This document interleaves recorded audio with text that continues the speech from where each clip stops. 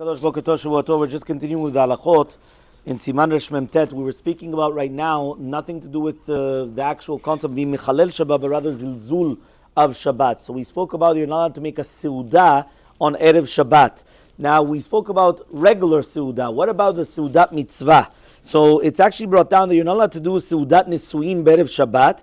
Nevertheless, the Nisuin itself could take place on Erev Shabbat, and then you do the Seudah at the nighttime. And the same halacha would apply, by the way, to the Irusin, to an engagement, which means you can do the marriage on Erev Shabbat, or you could do the engagement on Erev Shabbat, but now you cannot have a Seudah with bread. So therefore what you would do is you would have it on Friday night, and that's what you're able to do. Some people actually do that, and they do it 2 for 1, so that way they're actually able to do Shabbat Chatan, and the wedding is actually the same Seudah. I'm sure caterers don't like that, but that's just the concept of what people actually come and they're able to do. Some Ashkenazim have the minhag to be mekel, to do it Erev Shabbat, as long as the Nisuim was also done in Erev Shabbat. They have what to rely on. But again, for Sfaradim, we're not allowed to do it right in the morning. What we have to do is, we have to actually do it on Friday night. Now, to do with a Brit Milah or Seudah Pidyon Ben.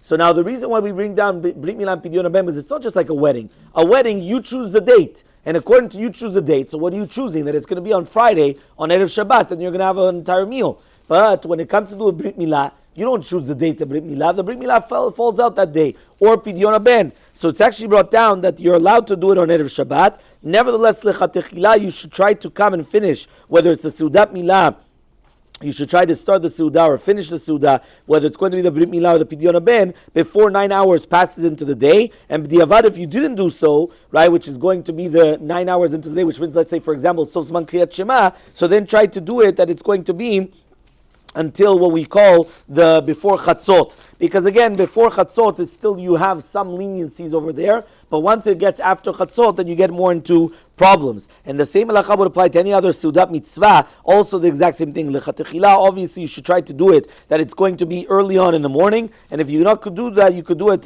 again until Chatzot, right? But again, that's obviously not going to be the most Lechatechila. So therefore, it's very, very important just to always pay this attention, because if we're talking about now the importance of even a Seudat Mitzvah, a Brit Milah. So imagine just that I just want to come and I say, you know what? I'm going to have bread. I want to enjoy myself on Erev Shabbat. No, you should actually come and leave it over, that you should be able to actually satiate yourself on Lichvot Shabbat in order that you sanctify the Shabbat, that you should have all the Oneg Shabbat already on the Friday night and not having it beforehand.